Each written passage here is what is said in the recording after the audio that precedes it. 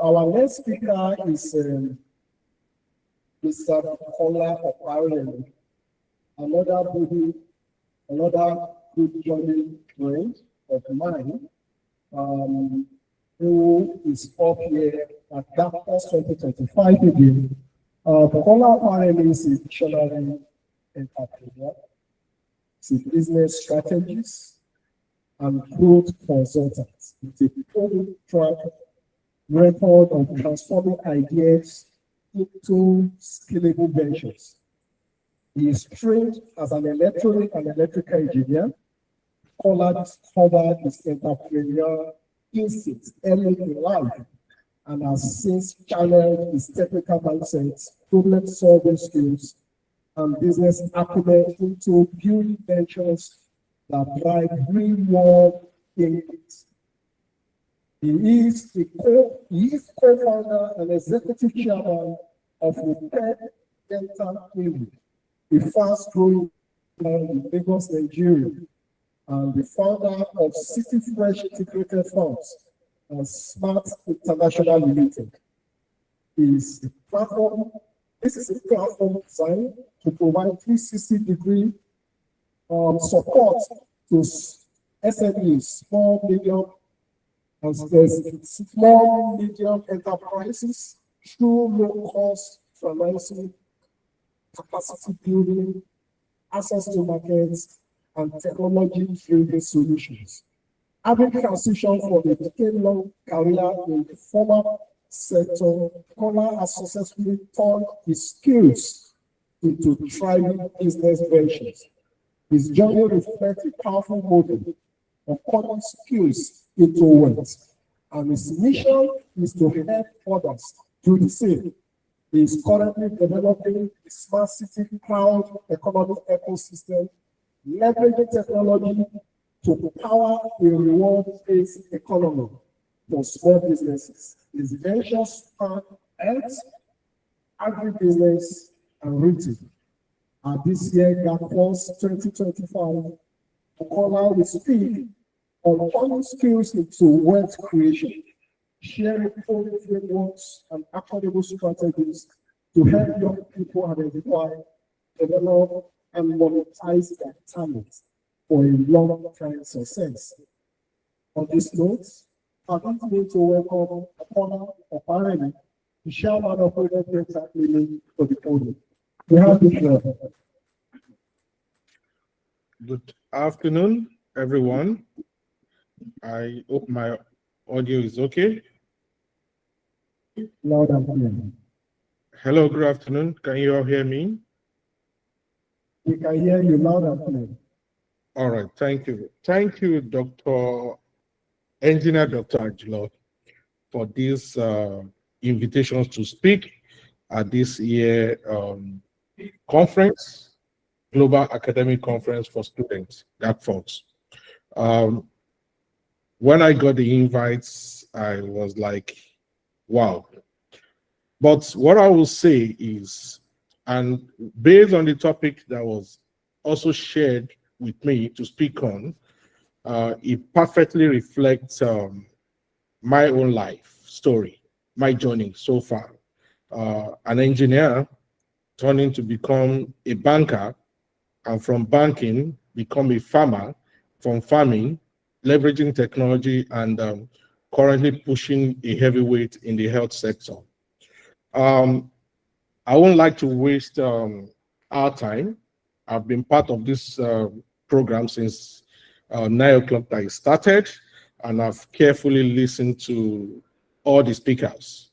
And I would like to congratulate all the participants, all the students here, the young graduates, and everyone, because this is really a powerful event for learning, and which really, if you take a lot out of it, you are really going to set a different, you're going to start life in a very good way, because the level of speakers have spoken and the contents that have been shared has actually, is you can't value it in terms of money, because it's really rich. And thank you everyone from Dr. Akzan Abdullahi, who has set a very good foundation in terms of starting this journey, where you spoke on about town and gown, because that is really a good foundation where you need to start from, setting your career as a student.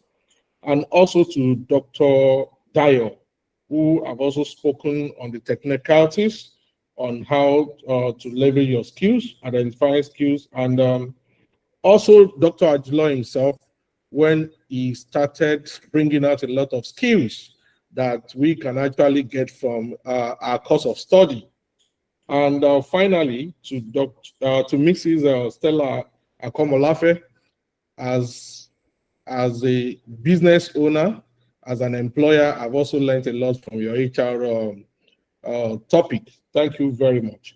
Now, today, I want to share basically my life journey, trying to let you understand how personally I've turned my skills into wealth creations. So once again, my name is Bukola Oparemi, and I'm here to share my journey. But before I go, from what has been shared, I believe that even if you have come to this conference without understanding what skills you have, I believe that here at the conference, you would have noted one or two skills and you have been able to identify some skills that you can actually leverage to turn to money. So my question is, how many of you here have today, how many of you here today have a skills that you have identified, that you have already identified that you need to turn to money making? Because the essence of it at the end of the day is not just about identifying these skills, it's not just about building these skills, but it's about turning into wealth, something that will bring value for you as well. So a skill without monetization is an untapped potential. A skill without monetization is an untapped potential. And very early in my life, I've known that I'm going to go into business. I'm going to be an entrepreneur. So it's something that I already knew where I was going. So I started early in life to start, align what I do with that. I can remember when we were in university, Dr. Ajilo knows, I did a lot of businesses while in school, and that also tell us when one of the asked questions, how do you balance, these skills and your academics? And I love the answers that was provided by Dr. Dayo, that we have a lot of time as a student. And if you choose what is more important, you will understand that it is very easy for you to balance your skills, your probably doing some things, business in school, with actually also with your academics, no matter how. Because in this life, you don't just want to balance one side. You want to become the first class, but you lack every other area of life. You won't have a balanced life, and you will not give you the right position in life. So now we've talked about skills. Everything that's been spoken from the first speaker to the last speakers before me, they've really talked us about skills. But I want to now say, how can we take these skills and make money with it? Now, just to refresh our memory and just to a kind of refresh, a skills is abilities that you can do well. Any ability that you have that you can do well, it could be technical, it could be soft, it could be creative, and it could be an entrepreneurial skills. So this is the simple definition of what skills is. So whatever you have that you can do well, that you are exceptional at home, or you can, you can also build to make it better, is what we refer to as skills. Then what is wealth? Sustainable income, anything that can give you a sustainable income. What is sustainable income? Influence, impact. And true wealth is the ability to use your skills to create value that others are willing to pay for. So any skills you have that people are willing to pay for is actually going to give you a true wealth. Now, going to wealth creation formula, how do you navigate this to be able to understand what is needed to do to create some wealth? You see, everything about wealth, everything is beginning from what? The skill. So you have to identify the skill first. In my own case, I knew, yes, even though I was studying electrical electronics, which is a course that I really wanted to do, and which I was happy because it also really helped me in terms of technical thinking, and I was able to create value. So with skills, when you had value creations to it, and you assess the market need of the skills, then you build a business model. That is what will result into wealth for you. So money flows where what? Problems are solved. So in Nigeria, we know that there are a lot of challenges. There are a lot of things that governments are not doing. There are a lot of things that we complain about. These are problems that an entrepreneur mindset will look at and look at how he can actually solve this problem and be able to provide solutions and make money. Now, in the part of this discussion, we've talked, Dr. Ajula mentioned about one of the major problems of African countries is what? Food security. Now, we have a lot of arable lands, we have a lot of business opportunity in the agri sector. And you will see in terms of my profile, I'm into the agri sector, even though I didn't did agricultural in school. I'm into tech because I know that whatever I want to do and do well, I must leverage technology to be able to scale to the level I want to. So you can provide solutions. Just pick a niche, look at what you can do in that area and become and provide solutions. So relating this into the health sector that we have, right? Currently now, we run a dental practice, and to the glory of God, is one of the fastest growing practice in Lagos. And if you look at skills, I'm not a dentist, right? But I'm a business person. I'm a business strategist, right? And with my partner, who have gone to schools to study dentistry, we co-founded a dental clinic where I bring my own business acumen into it, and she handles the core professionalism of this field. So there are patients around who need quality of care. We often say that we don't have the best of, hospitals, best of this, government are not providing this. What are individuals doing to also provide good quality health services? And that's where we come in. Bring latest technological equipment to the country, give them the best quality of care, and in a very, very good atmosphere. Then when you have a dentist, you have the patient needs combined with the clinic atmosphere, then you create wealth. And this is just a simple example of how we have turned our skills into creating wealth. Now, for students, what are the pathways to monetize skills?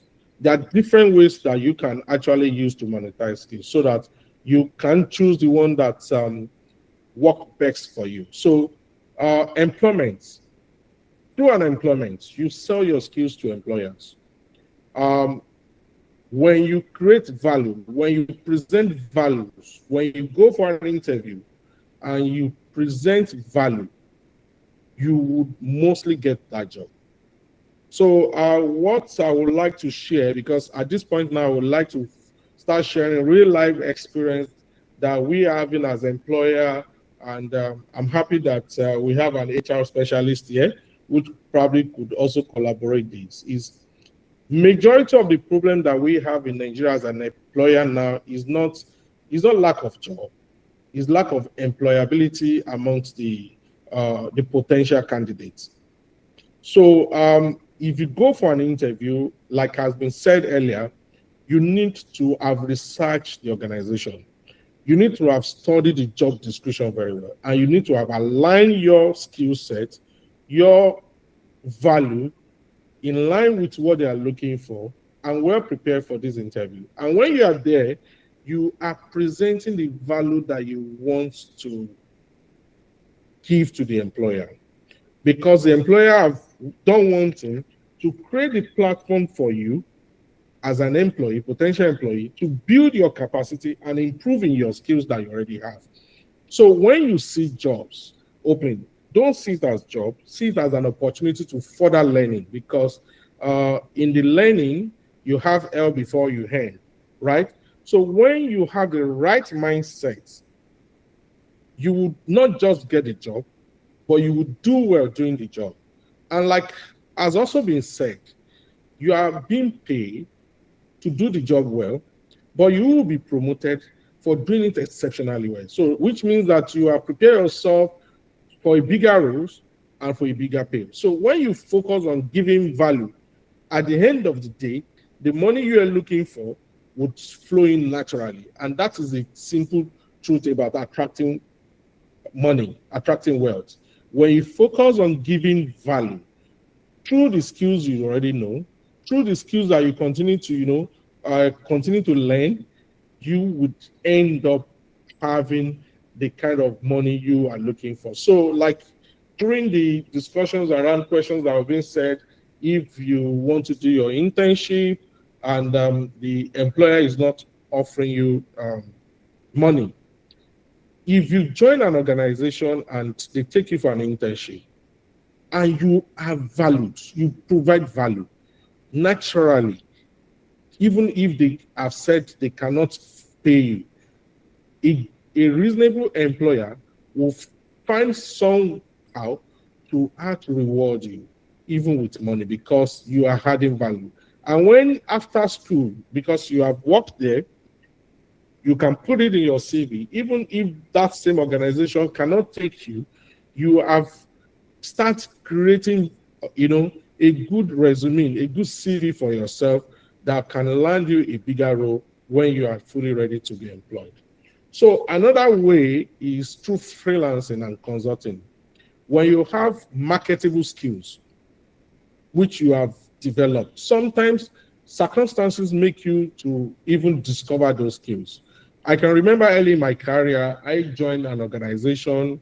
I worked for a few time, and after leaving, the organization reached out to me, and I have to do a kind of business restructuring for them. I joined the organization as a business development officer, and organizations that have been established far before I even, enter university. But here I am working with them less than 1 year, and I left for another organization, and I was reached out to if I can actually restructure the business for them. And why do you think so? The few time I've worked, I've demonstrated some skills that the management of that organization, the owner of the organization, have seen in me that myself did not even notice. And I was paid for it. I was paid a very big amount because I was like, wow. So I don't have a company registered. I've not done consulting for anybody.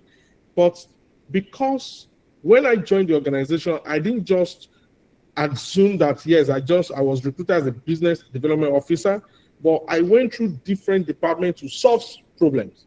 And in that, I was able to understand, the challenges that is, affecting that organization from, growing. And this is what I did for them. And I was paid well. And that is what led to me opening my first business name, which has to do with consulting. And the truth of the matter is that if I be paid to restructure a business that is over a decade or almost 2 decades before I joined them, then automatically I know that that validated the skills that I also have, and the belief that, yes, I can become a better entrepreneur. Now, the third aspect of how you can actually, create wealth with your skill is through entrepreneurship. I know that a lot of people will say that, I'm not sure I'm good with business.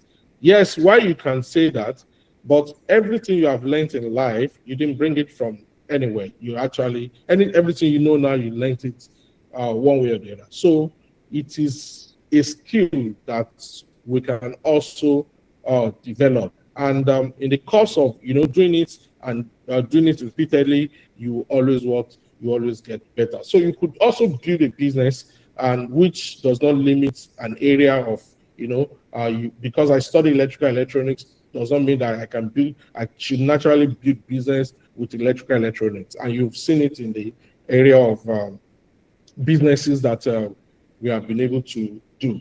Now, another way is through productization. What do I mean by this?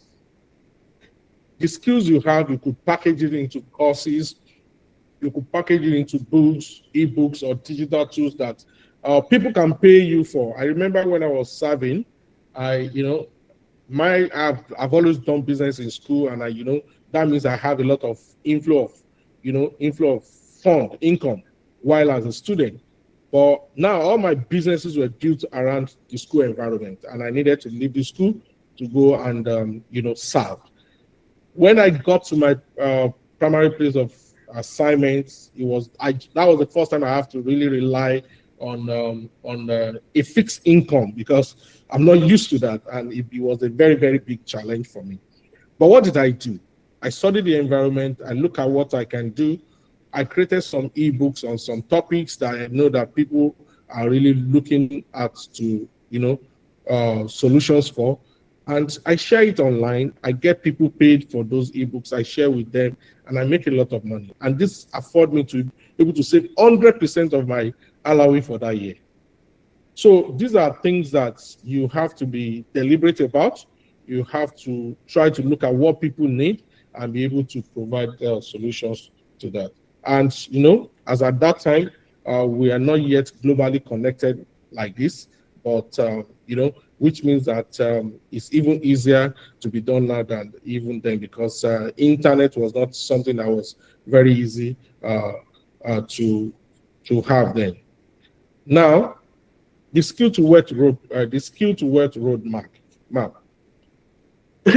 You need to identify your core skills. So you have to list down the skills that you have, the core one that you have to refine those skills. After that, the major important thing that you need to do is to validate the market demand, because you want to know how much these skills is needed, so that you are not building something that at the end of the day is just very few people that will have a need for that skill. So you have to validate the market demand, and this is what I did with the consulting that I did for other organizations that I worked for earlier in my life. And after then, I got more jobs from preparing business proposal for them, doing a lot of things, and even to the level where I have to even do some level of recruitment in that regard. So after validating the market demand, you need to brand yourself and brand your service, because this is where the money is. When you brand properly, and you see, branding is not just about the clothes you wear, it's mainly about how people see you across every touch point. And the first point of place will be your LinkedIn. It has to be clean. Your social media platform has been shared by Mrs. Kobolafe. You need to, when people research about you, they are convinced about what the ability you have. They are seeing you that, okay, I can actually pay this amount for this skills that this person is willing to offer for us. So after branding, that is when you now do monetization. So you have to monetize your skills, and you have to do a proper monetization in terms of the right sizing of what the value you are offering, value proposition. Then you scale. This is the skill to wealth roadmap. map that you can actually follow. The next is I'll be sharing the case studies, examples of how I've been able to, leverage the skills that I have into, creating all the businesses that we have. Um, Very early in my life, I've been opportune to, to be exposed to business because my parents are purely into business. So it gave me a very good foundation about business. And, then we're learning through this uh, road. I started the fourth pure water company. That was the first major business I did. Started on my own with the support of my parents, and we were able to create a pure water manufacturing company, and that was just right when I finished secondary school. And that is why when I got into the university, I was able to look at business opportunity within the school and within the school premises and outside the school premises where, I was able to make some good money. But thereafter, I went for service and I got my first job just right after the school. And to be frank, I have been an assistant marketing manager for a paint company even before I left school because the school we had does not have a school hostel, so there are private hostels around and people are really building. And there was an opportunity to actually market a paint to this community that are doing this project, and I started marketing and getting commissions on this product. And the demand increased to the level that the painters and associations in that town were requesting that the company should come and open a depot so that it's going to be easy for them to, they need few gallons of paint they can easily pick from. And because I was the one that grew this market, that was when I was still in school. They made me the assistant marketing manager for that company. So I started even earning a formal pay right from university. And this is what I took beyond. During my youth service, I served with this. I was not able to serve with the company because I was posted to another state. And right immediately after my service, the marketing manager left and I was, made the marketing manager before I left for another organization and before I worked in one of the largest bank in Nigeria for more than a decade. And this is where I've been able to build the capacity that I need to run big businesses and understand the corporate ethics in actually running business and scaling business. So today, my life has revolved around early understanding my potential as an entrepreneur and, creating a foundation that, yes, I know where I'm going, but I needed to work in big organizations to understand how corporate organizations are run so that I can be able to put that into the business that we are going to be creating. So, while still working, I started a farm businesses, which is a registered limited business, registered City Fresh Integrated Farms Limited. And because of understanding what needed to be done, and because we want to, run the full life cycle, full chain of the farm, we created Smart International Limited to actually create the access, the market access for our product. But while developing the business model, it became very, very big in the sense that we plan to leverage technology, and the technology we're looking at to leverage is actually blockchain technology in this area, and it became something extremely big beyond just creating a business access to solve our access to market, and it became something that we're looking to extend to other small businesses even outside the agri space to leverage into getting values and scaling their own business too. And the dental practice also came in line where we had the opportunity of actually acquiring an over 26 years old practice.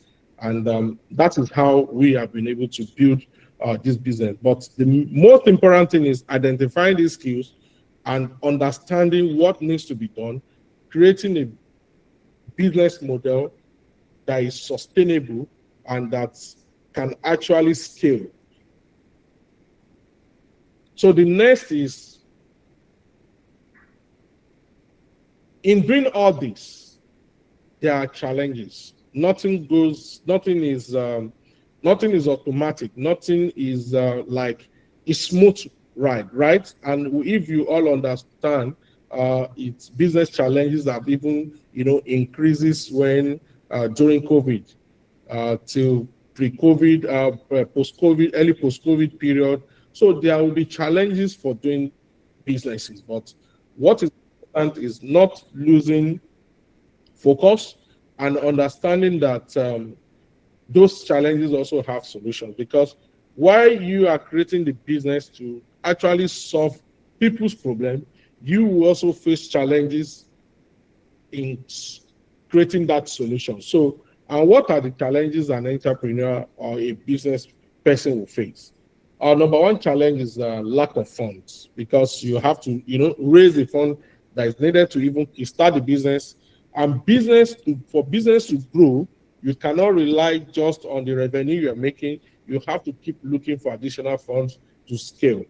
So the fear of failure is what made a lot of people not to start anything, because, and as a student, if you fail to read, you're already planning to or fail the course, right?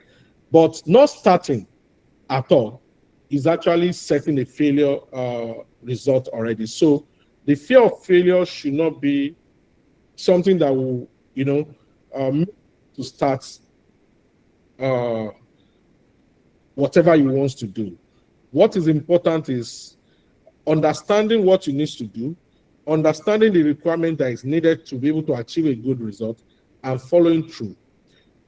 So secondly is no clarity and lack of mentorship. Now, you must be able to be clear on what you want to do. You must be able to understand the challenge that you are likely to face so that you are prepared ahead of those things. And most importantly, you need mentor, a good mentor to be able to guide you, someone who probably have been in business or who have been able to leverage the skills they have to be able to achieve the kind of income, create kind of income stream they need. So in everything you do, either as an employee or as a business owner, you must have someone who is ahead of you, who is serving as a mentor to you. Now, solutions to this is you just have to start small. Your vision must be very big. Your goal must challenge you. It must scare you. If it doesn't scare you, it's not big enough. But most importantly, you need to start small. You need guidance, seek guidance, ask questions, network, because the value of your network is the value of your networks. So you need to build quality networks. You need to go out to events. You need to meet people. You need to interact. And these days, you could reach anybody, even on LinkedIn. Send a nice request, connection request. Seek for guidance, and you would. Most successful people understand the value of networking and mentorship. So when you reach out to them, they will be willing to actually give you a kind of support that you need. And lastly, you have to leverage technology in anything you want to do. If you are not leveraging technology, you won't be able to scale. So technology is something that is very, very important to us. We are having these discussions today with the power of technology. As been said, we have speakers who have spoken from Tanzania today, US, Canada. I'm here in Lagos speaking to the audience who are mostly seated, physically seated in Akure. So technology is something that gives us the opportunity to do a lot more, and achieve greater results. So what are the key principles for wealth creations? start with what you have. Whatever you have, start with it and grow. Most importantly, what gives money is about value. Whether you are trading your skills for money, or you are selling a product, or you are selling a service, as long as you are providing value, people will pay you. As long as you are providing value, people will pay you, and they will pay you well. Consistency beats talent. And this is very important. In whatever you are doing, be consistent about it, because no matter how good you are, if you pick this, drop it, pick that, drop it, nobody's really going to come for you. But when you are consistent about whatever you're doing, you will actually beat talent and diversify income stream. So this is another way to actually, keep growing your wealth when you diversify your income stream. What are the action steps for students to take in growing wealth? Write down one skill you have. Like I said earlier, you have to, write few skills and have to look for the core one and think of one way it solves a problem. And how many people, what is the size of the people that have this problem that will need these skills for you to solve them, and commit to test it in 30 days. So committing to test your skills is, validating the market need, right? And once you see people paying you, then you understand that you actually have a skills that is valuable for people, and which can create good wealth for you.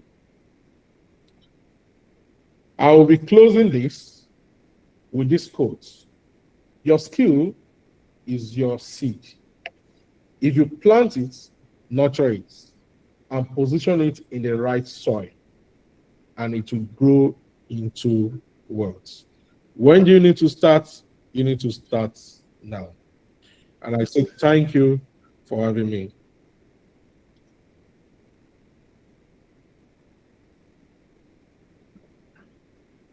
Thank you, Mr. Oparemi. What a good one. So your skill is your seed. Do you have a skill in your house? I have plenty of skills. And I don't think I've turned even 5% of them into words. And I know you also have one. So I want to say a big thank you to you, Mr. Oparemi. Big thank you. A big thank you. A big thank you. A big thank you. All right, so if you have any questions from those of us online, you can drop it on the chat box, then we pick it up and provide answers to them. Okay. Okay. No question? Okay, we have questions in-house for you, Mr. Oparemi. So the questions coming up now. All right, Sibuka, thank you very much. Thank you very much. That's a positive comment. All right, you have a question. Okay, so you said something about your business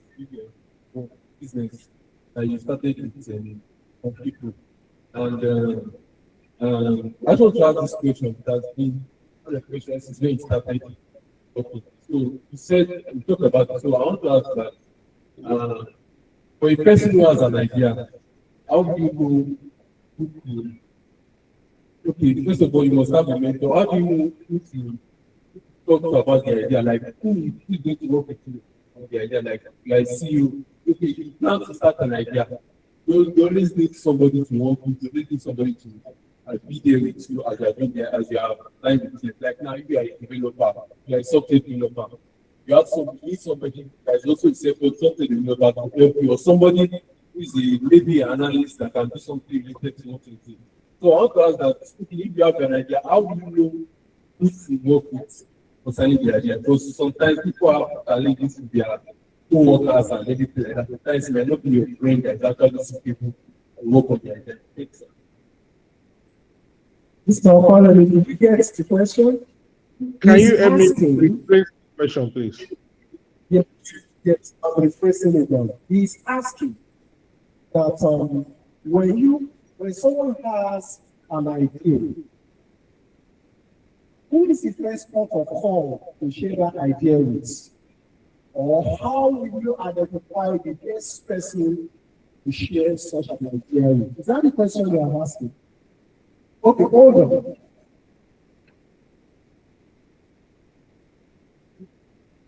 So, So he's asking, who is the right person to work with on a particular idea? Is that what you're asking? So is it an idea as a student or an idea as a CEO, established CEO, or as a student? Okay, as a student who has an idea, who is the best person for him to work with on that particular idea? I think it starts with who do you even share the idea with, and who possibly will you be working with? Is that what you're saying? so if The question is very clear now, Mr. Oparemi, just a minute. okay.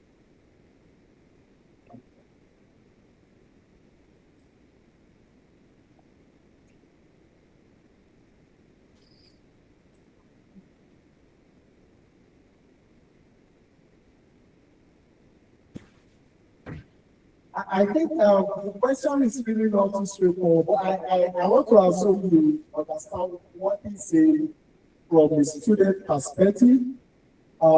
He's talking about idea. Someone has an idea, and the person who owns the idea doesn't even have the capacity to turn that idea into fruitful solution, right? And but the idea is so strong within him. So he's not asking, how will you go about it? Who is in the best position to bring together to begin to highlight that particular idea to make it a solution? Okay. That is Okay. Thank you, Dr. Ajulo. So, what I will say concerning ideation as a student, we've actually seen a lot of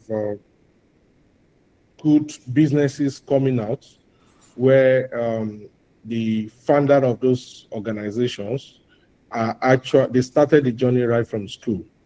So what is important first for you to do is whatever idea you have to write it down. You have to build on that idea and build a kind of, over time, you refresh on it, think more about it, and be able to be convinced to a certain level before you start sharing your idea. Because sometimes when you share your idea with someone that cannot see the vision that you have with that idea, they can easily kill that idea for you. So you have to be careful on those that you share the idea with. It must be people who can see into the future, because it's an idea, right? And it's something that is talking into the future, solving a problem. So you have to be careful, but you have to look for a similar someone with similar mindset with you who understand, even if it's your friend in school, it could be your classmate, it could be someone that is senior to you, and it could be someone totally outside the school environment who you could share your idea with. It could be someone you meet on LinkedIn. Probably when you look at the idea you have, the problem is trying to solve, and probably there are people on LinkedIn who already have profiles that can help you to support you in that area of whatever area the idea you have is. So you can share with a friend in school, your colleagues, or someone outside, but you have to be sure that this person have the kind of mindset, have a similar mindset that you have, so that they don't kill that idea for you. Now, that is also what mentorship does, right?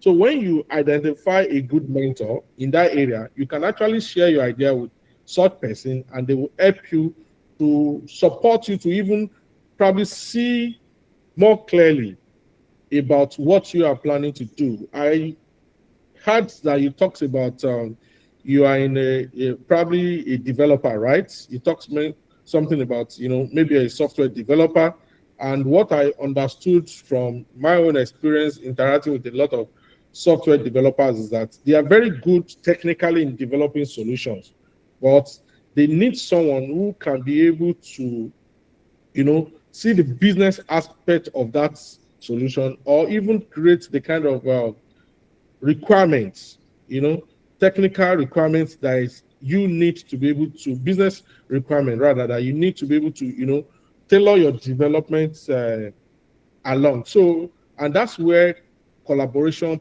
partnership comes in, right? So whatever skills you have, and you need other people who have other skills that need that idea to be brought to life, you can actually partner and create a very big, a good company. I hope that answers your question. It does. Absolutely, it does. Thank you so much for this. All right, so let's see how other people joining. We are about to round up the session because it's an exam period here in Akure. So we're obviously going to be rounding up the session. Everything has always been like this every year, at GACFOS. Always not being able to finish all that we bring to the table.